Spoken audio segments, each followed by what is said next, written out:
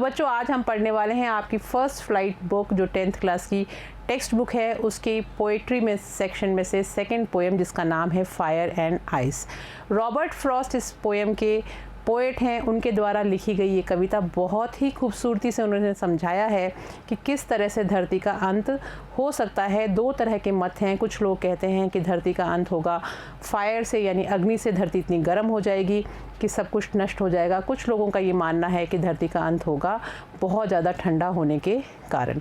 और इनको भी कंपेयर किया है उन्होंने दो चीज़ों से कि किस तरह से जो लस्ट है यानी जो जिज्ञासाएं हैं वो उन्होंने फायर से कंपेयर करी हैं, और आइस के साथ उन्होंने कंपेयर किया है आदमी की घृणा को, नफ़रत को, कि या तो नफ़रत इतनी बढ़ जाएगी कि दुनिया का अंत हो जाएगा, या फिर आपकी इच्छाएँ और आपके जो लस्ट है वो इतना ज़्यादा बढ़ जाएगा कि आप दुनिया के अंत तक पहुंच जाओगे। तो चलिए स्टार्ट करते हैं इस पोएम को।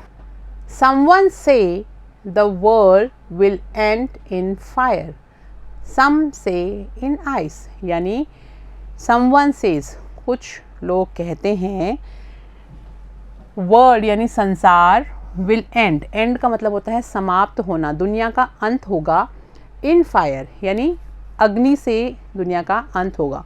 और अग्नि से उनका मतलब है आदमी की इच्छाओं से, उसकी तृष्णाओं से। यानी जिस तरह से आदमी की इच्छाएं दिन बर दिन बढ़ती जा रही हैं, उसको आगे से आगे और चीज़ों को प्राप्त करने की जो लालसा बढ़ती जा रही है, उससे वो प्रकृति का भी नुकसान कर रहा है और भी बहुत सारी गलत चीज़ें हो रही हैं।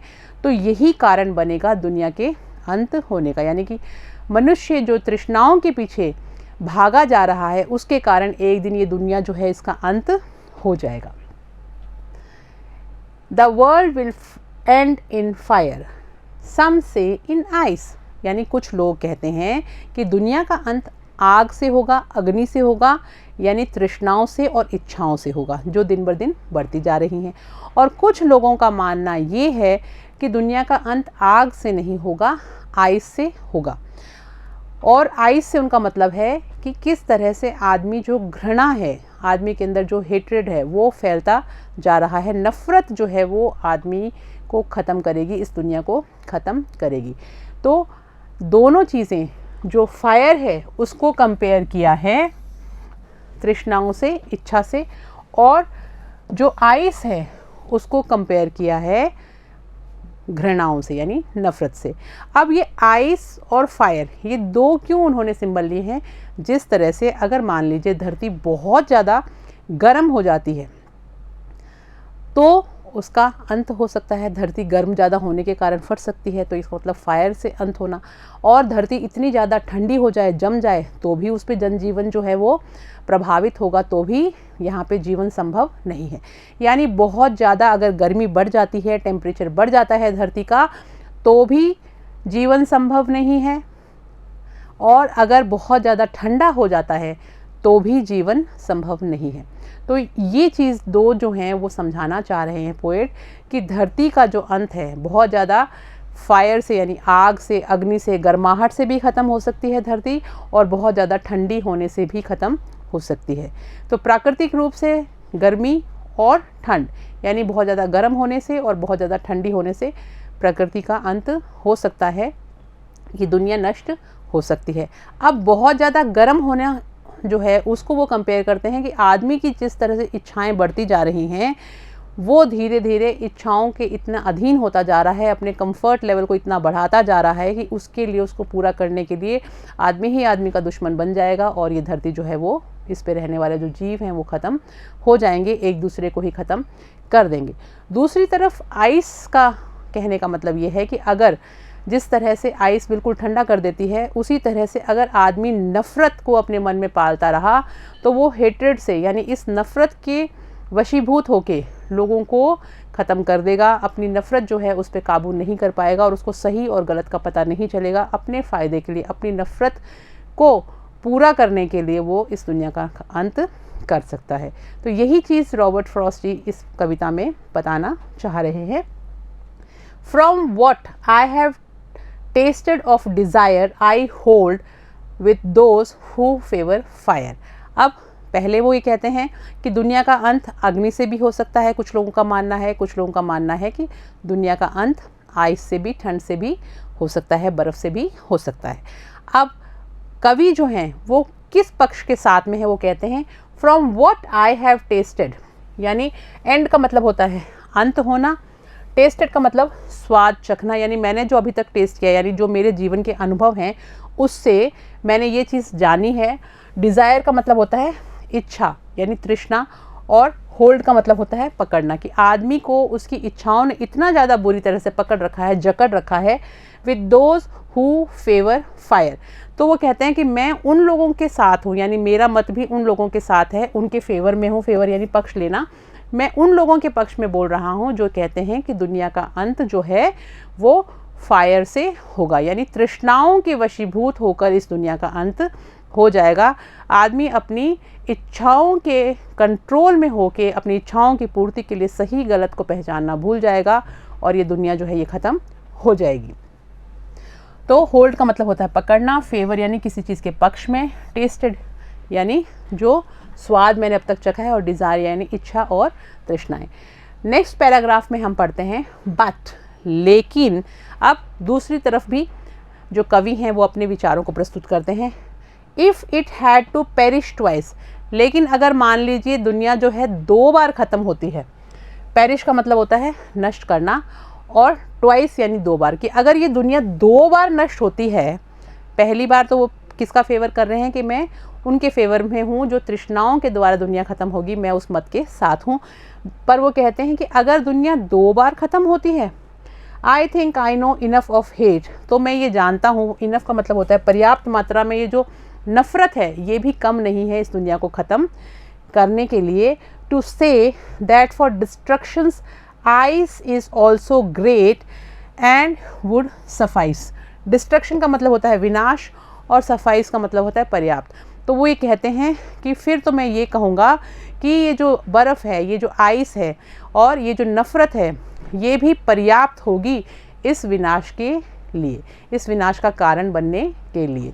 तो कवि दोनों पैराग्राफ्स में दोनों मतों के साथ बता रहे हैं अपने आप को होना, कि जो 2 मत बने हुए हैं कि या तो दुनिया का अंत होगा फायर से, तो पहले पैराग्राफ में वो कहते हैं मैं उन लोगों के साथ हूँ, मेरा मत उनके साथ है जो कहते हैं कि डिज़ायर्स यानी इच्छाओं से ये दुनिया ख़त्म हो जाएगी, आदमी जो है उनके काबू में आ जाएगा अपनी इच्छाओं के, और इस दुनिया को ख़त्म करने में वही पहल करेगा, लाइक अ फायर, जैसे आग फैलती है।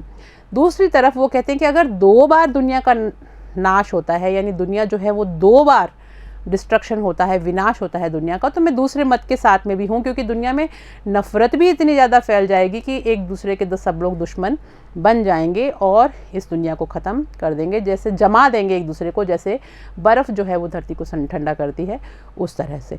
तो दोनों चीज़ों के पक्ष में जो पोएट हैं वो अपने विचार प्रस्तुत करते हैं और उनका रीज़न भी बताते हैं कि फायर को वो कंपेयर करते हैं इच्छाओं से और तृष्णा से, और आइस को वो कंपेयर करते हैं हेट्रेड से यानी नफ़रत से। तो आई होप ये आपको कविता अच्छे से समझ में आ गई होगी। इसके लिटरेरी टर्म्स हम नेक्स्ट क्लास में करेंगे, और अभी हम कर लेते हैं इसके इम्पॉर्टेंट क्वेश्चंस। तो चलिए स्टार्ट करते हैं। Central idea of the poem. Central idea का मतलब होता है मुख्य बिंदु। बच्चों, जब हम कभी भी कोई भी कविता पढ़ते हैं, कुछ चीज़ें ऐसी होती हैं जिनके बारे में हमें पता होना चाहिए। सबसे पहले हमें ये पता होना चाहिए कि उसका थीम क्या है, यानी आधार बिंदु क्या, किस विषय वस्तु के बारे में वो कविता लिखी गई है। सेंट्रल आइडिया वो जो उसका मुख्य बिंदु जो है, किस विचार के बारे में वो कविता लिखी गई है। फिर हर कविता कुछ ना कुछ संदेश देती है, तो उस कविता के द्वारा हमें क्या मैसेज प्राप्त हो रहा है, तो मैसेज ऑफ द पोएम भी हमें पता होना चाहिए। तो जो भी कविता आप पढ़ें उनके 3 क्वेश्चंस आपको बिल्कुल पता होने चाहिए कि सेंट्रल आइडिया क्या है पोएम का, उसका थीम क्या है और उसका मैसेज क्या है, क्या संदेश वो कविता आपको दे रही है। उसके बाद में होता है उसके अंदर कुछ लिटरेरी टर्म्स होते हैं जो कविता को और भी ज़्यादा खूबसूरत बनाते हैं। उसमें कौन से लिटरेरी टर्म्स यूज़ हुए हैं ये भी आपको पता होना चाहिए, पोएम का नाम आपको पता होना चाहिए और पोएट का नाम भी पता होना चाहिए। तभी आप अपना reference to context and explanation जो है उसको कंप्लीट कर पाएंगे।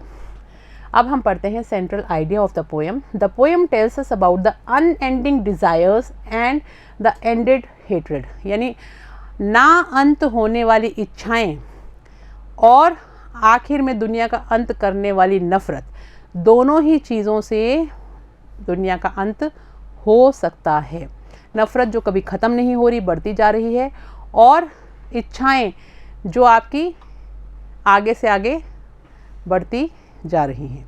दोनों चीज़ों से आपका जो दुनिया है उसका अंत हो सकता है। एक ना अंत होने वाली नफ़रत और आगे ही आगे बढ़ते रहने वाली इच्छाएं, दोनों चीज़ों को समझ में आना बहुत ज़रूरी है। इच्छाएं बढ़ती जा रही हैं और नफ़रत कम नहीं हो रही। नफ़रत जो है उसको किसी भी तरह से कम नहीं हो रही। तो अगर इच्छाएं बढ़ जाएंगी तो भी दुनिया का अंत हो जाएगा, और अगर नफ़रत का अंत नहीं हुआ, नफ़रत इसी तरह से अनएंडिंग बन गई, तो भी दुनिया का अंत हो जाएगा। Those are there in the heart and mind of the man. Desire is like fire and hate is like ice. ये दोनों चीज़ें जो आदमी के दिलो दिमाग पे छाई हुई हैं, जिसमें से डिज़ायर जो है, इच्छा जो है, वो तृष्णा जो है, वो लालच जो है, वो किसकी तरह है? आग की तरह है। यानी अनगिनत इच्छाएं, लालची होना, अपने स्वार्थ की सिद्धि करने के लिए कुछ भी कर जाना, वो एक आग के समान है। And hate is like ice, और नफ़रत के लिए एकदम कट्टर बन जाना, नफ़रत की हदों को पार कर जाना और कुछ भी गलत करने की हिम्मत कर जाना, एकदम ठंडा पड़ जाना। ऐसे कहते हैं ना, खून ठंडा हो गया इसका आदमी का, क्योंकि ये सही निर्णय नहीं कर पा रहा। तो उस चीज़ से मतलब है कि हेट्रेड इतनी ज़्यादा बढ़ जाना कि आप सही और गलत को पहचान ना पाएँ, तो वो भी दुनिया का अंत करेगा। तो ये दोनों चीज़ें जो हैं, ये सेंट्रल आइडिया में आपको मैंने समझाई। आगे करते हैं इसके extract for comprehension and appreciation. आपको जो पैराग्राफ की 4 पंक्तियाँ 2 पंक्तियाँ दी जाएंगी, उसमें से कुछ क्वेश्चंस पूछे जाते हैं। तो कुछ क्वेश्चंस आप लोगों के लिए, what are the 2 opinions about the end of the world, कि 2 विचार जिनसे दुनिया का अंत होगा वो क्या हैं। पूरी पोएम ही हमने उसके बारे में पढ़ी है। देयर आर 2 ओपिनियंस, 2 तरह के विचार हैं, 2 तरह के मत हैं। यानी कुछ लोगों का कहना है कि दुनिया का अंत आग से होगा, कुछ लोगों का कहना है कि दुनिया का अंत आइस से होगा। देयर आर 2 ओपिनियंस, ओपिनियंस यानी उनके जो विचार हैं, 2 तरह के विचार हैं, मत है। That the world will end by fire, कुछ कहते हैं अग्नि से, आग से, गर्माश से, धरती इतनी गर्म हो जाएगी कि वो फट सकती है, उससे दुनिया का अंत होगा। And the other says that the world will end by ice, कुछ का कहना है कि दुनिया जो है वो एकदम बर्फ़ की तरह जम जाएगी, उस पर भी जीवन संभव नहीं है। तो इस तरह से दुनिया का अंत होगा। What was poet's opinion? Poet का क्या विचार है?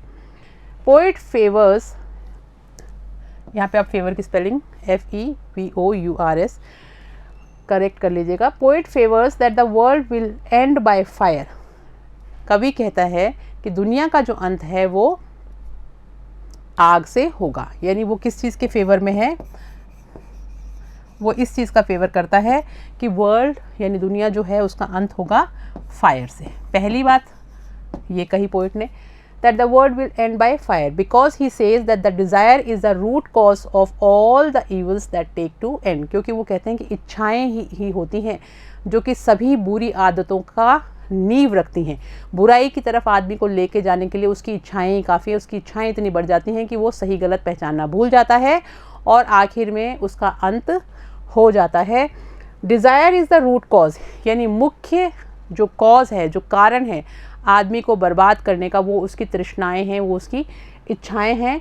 Of all the evils that takes to end, evil का मतलब होता है बुराइयाँ। जितनी भी बुराइयाँ हैं उनकी तरफ आदमी की इच्छा ही उनकी तरफ उसको बढ़ाती है।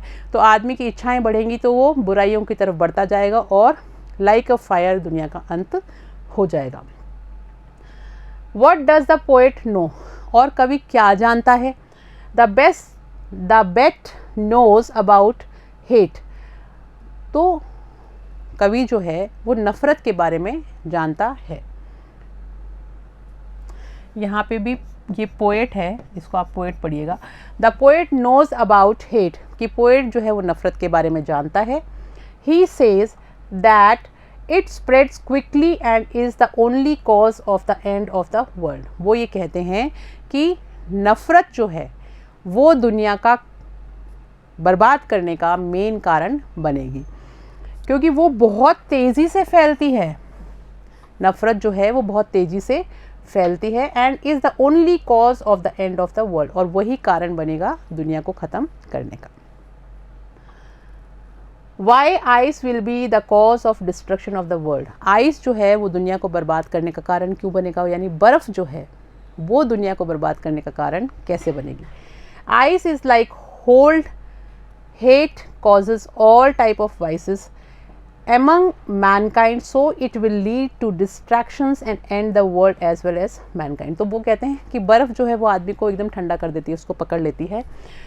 जिस तरह से नफ़रत आदमी को छोड़ती नहीं है, फैलती जाती है आगे से आगे, वैसे ही बर्फ़ जो है वो आदमी का खून जो है उसको, उसकी जो सोचने की शक्ति है उसको भी एकदम जमा देती है।